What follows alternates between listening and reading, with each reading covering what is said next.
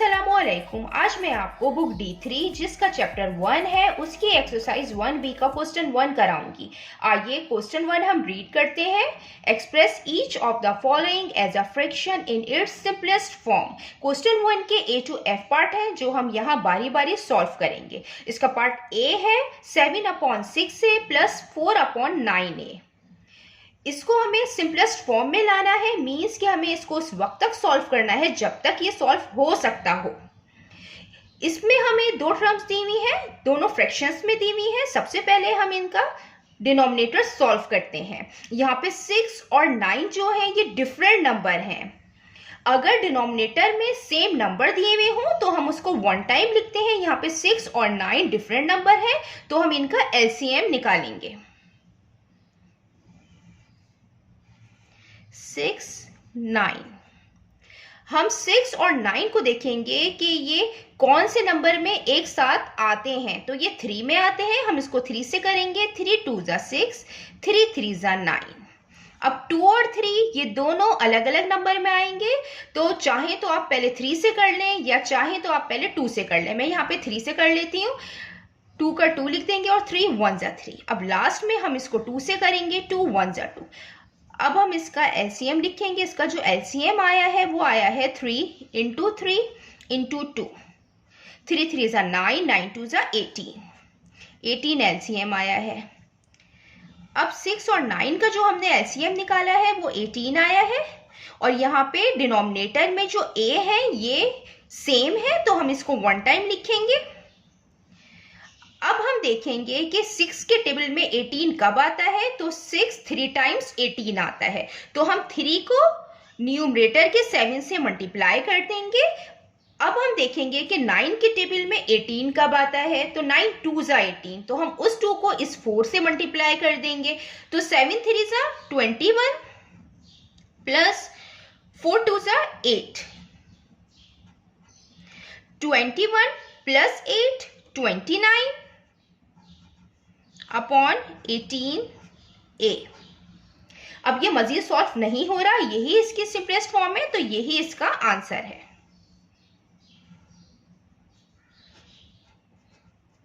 अब हम इसका पार्ट B करते हैं। इसके पार्ट B में हमें 3 टर्म्स दी हुई हैं और ये तीनों फ्रैक्शन में है। तो सबसे पहले हम डिनोमिनेटर सॉल्व करते हैं। यहाँ पे 2 3 और 6 ये डिफरेंट नंबर है, लिहाजा हम इनका LCM लेंगे। 2 3 6।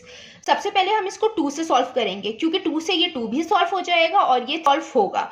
तो हम इसको 2 से करते हैं। 2 1 जा 2, 3 का 3 हम ऐसे लिख देंगे। 2 3 जा 6। अब हम इसको 3 से करेंगे क्योंकि ये दोनों नंबर 3 से हो जाएंगे। 3 1 जा 3, 3 1 जा 3। अब जो इसका LCM आया है वो आया है 2 इंटू 3, 2 3 जा 6। अब हम यहाँ पे 6 लिखेंगे LCM इन तीनों का।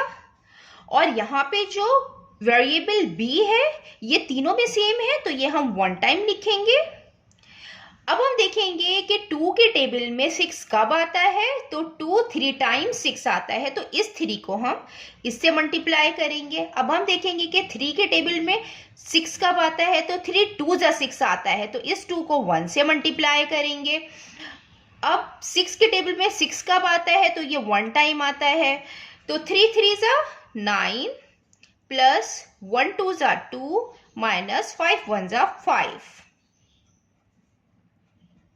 9 plus 2 11, 11 minus 5 upon 6B। 11 minus 5 6 upon 6B। ये 6 से 6 कैंसिल आउट हो गया।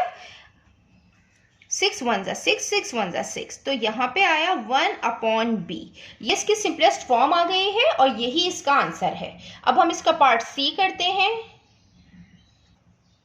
ये इसका पार्ट C है 1/3C माइनस 1/3D। इसको भी हम सिंपलेस्ट फॉर्म में लाएंगे। यहाँ पे 3 और 3 सेम है। जब डिनोमिनेटर में सेम नंबर लिखे हुए हो तो हम उनको वन टाइम लिखेंगे। और यहाँ पे C और D डिफरेंट है, तो हम यहाँ पे C और D इसी तरीके से लिख लेंगे। अब यहाँ पे 3c है और यहाँ पे 3c सेम है, यहाँ d नहीं है, तो हम d को 1 से मल्टीप्लाई करेंगे, 1d टाइम्स d।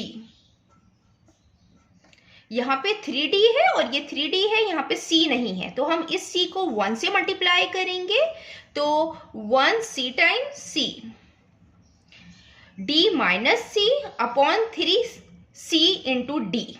यही इसका आंसर है और यही इसकी सिंपलेस्ट फॉर्म है।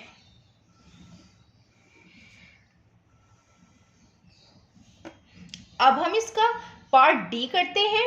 पार्ट डी भी हमें फ्रैक्शन फॉर्म में दिए हुए हैं। इसमें दो टर्म्स दी हुई हैं फ्रैक्शंस फॉर्म में। सबसे पहले हम डिनोमिनेटर सॉल्व करते हैं। यहाँ पे 3 और 8 दो डिफरेंट नंबर हैं, हम इनका एलसीएम लेंगे 3, 8। सबसे पहले हम 8 को सॉल्व करेंगे 2 से, 2 4 ज़ा 8। फिर अगेन हम इसको 2 से करेंगे, 2 2 ज़ा 4, 2 1 ज़ा 2। अब हम 3 को 3 से करेंगे, 3 1 ज़ा 3। इसका हम एलसीएम लिखते हैं 2 इंटू 2 इंटू 2 इंटू 3। 2 2 ज़ा 4, 4 2 ज़ा 8, 8 3 ज़ा 24। 24 इसका एलसीएम आया है। एलसीएम अब हम यहाँ पे 24 लिखेंगे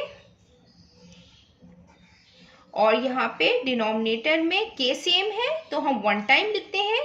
जो सेम चीज हो, जो सेम नंबर हो, हम उसको 1 टाइम लिखते हैं। यहाँ पे के वेरिएबल सेम है तो हम इसको 1 टाइम लिखेंगे। 3 के टेबल में 24 कब आता है? 3 8 ज़ा 24, तो उस 8 को हम इस पूरी टर्म से मल्टीप्लाई करेंगे, f माइनस 4h। 8 के टेबल में 24 आता है, 8 3 टाइम्स 24, तो हम 3 को इस पूरी टर्म से मल्टीप्लाई करेंगे।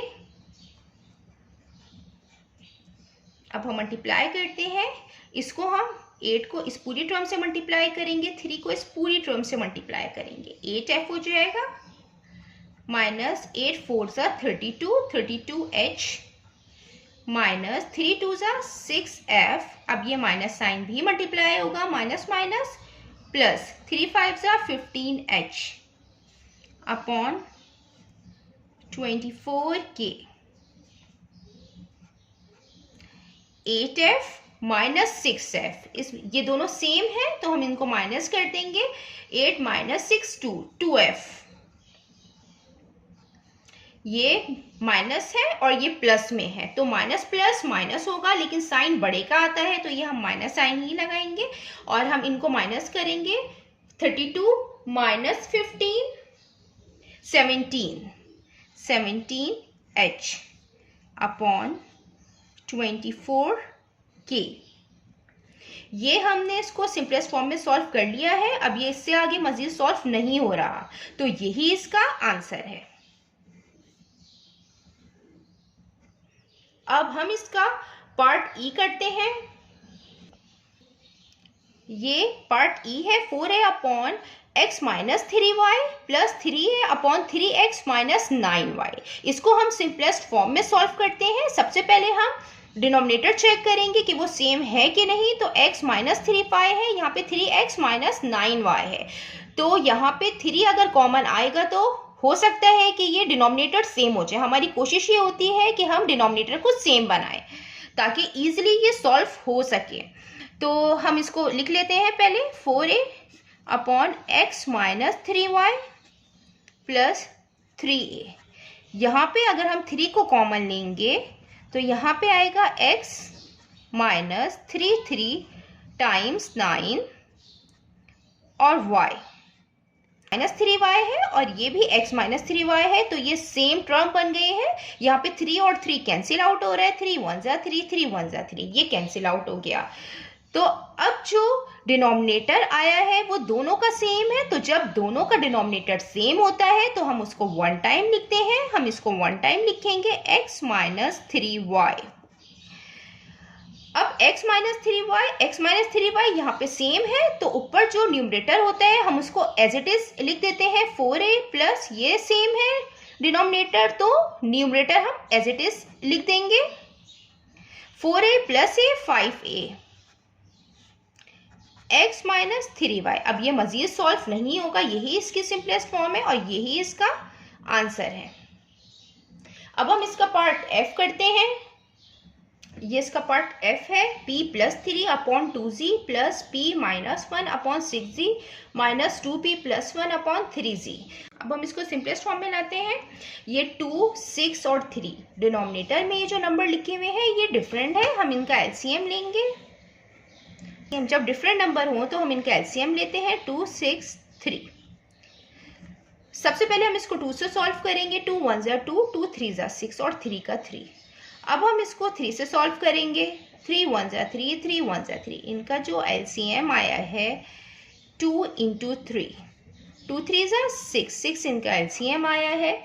यहाँ पे हम 6 लिखेंगे वन टाइम एलसीएम, और यहाँ पे z और z ये सेम है तो हम इनको वन टाइम, इसको हम वन टाइम लिख लेंगे। अब 2 की टेबल में 6 कब आता है? 2 3 टाइम 6। तो इस टर्म को, इसको हम 3 से मल्टीप्लाई करेंगे। 6 के टेबल में 6 वन टाइम्स आता है तो 1 को हम p माइनस 1 से मल्टीप्लाई करेंगे। यहाँ पे 3 की टेबल में 6 कब आता है? 3 2 टाइम्स 6 आता है तो इसको हम 2 से मल्टीप्लाई करेंगे। अब ये 3 को इस पूरे टर्म से मल्टीप्लाई करेंगे, इसको इससे और इसको इससे। 3p प्लस 3 3 जा 9। ये टर्म सेम ही आ जाएगी as it is p minus 1। जब 1 किसी भी नंबर से मल्टीप्लाई होता है तो सेम टर्म आती है। माइनस 2 2 जा 4, 4p minus minus 6z। 3p और p ये दोनों सेम है तो हम इनको ऐड कर लेते हैं। 4p आ गया माइनस 4p। ये 2 होगा, माइनस प्लस माइनस हो जाएगा और 2 1 जा 2 होगा, ये 2 होगा। 4p है, 3p प्लस p 4p और ये माइनस 4p और ये प्लस 9 और ये माइनस माइनस प्लस होगा, साइन माइनस का आएगा। 2 प्लस 1 3 हो जाएगा 6z। अब हम इसको सॉल्व करेंगे। ये 4p माइनस 4p ये दोनों कैंसिल आउट हो रहे हैं, मीन्स के 0 आया। प्लस 9 माइनस 3, 9 में से हम 3 को माइनस करेंगे तो 6 आएगा, नीचे 6z। 6 से ये 6 कैंसिल आउट आ रहा है, 6 1 जा 6, 6 1 जा 6। तो इसका जो आंसर आया है 1/z, ये इसकी सिंपलेस्ट फॉर्म है और यही इसका आंसर है। ना मैंने एक्सप्लेन किया है। अगर कोई भी क्वेरी है तो आप कमेंट्स में लिखकर मुझसे पूछ सकते हैं। अल्लाह हाफिज।